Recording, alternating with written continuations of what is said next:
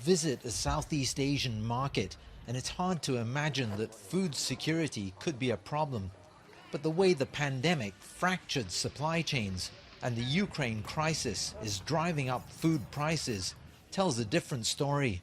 For a country like the Philippines, on average, they spend more than 30%, close to 40% of their income on food. So they are extremely vulnerable to price shocks. It's the same for lower income families, even in the more developed countries such as Malaysia. In many parts of ASEAN, there are high levels of malnutrition and stunted growth in kids. And it's likely to worsen in the face of soaring food prices.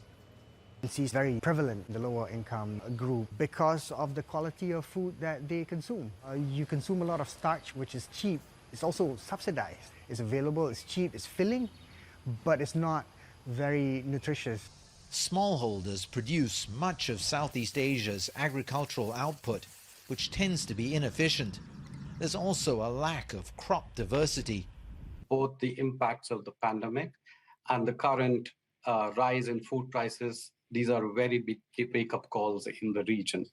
They clearly show a need to diversify agriculture so that you have more varieties of food available. Not only does this make economic sense, but at the same time, we also have a diverse diet, which is what is required for nutrition. Some ASEAN countries have recently resorted to food protectionism, with Indonesia temporarily banning the export of palm oil and Malaysia chickens and chicken products. It's the opposite of what analysts say the region should be doing. Food security situation in our neighboring countries will definitely have an impact on us. So it is of our best interest to not only look at food security from our own perspective, but also from a regional perspective. In other words, the ASEAN bloc thinking and acting more like the community it aspires to be better prepared for any future food security shocks.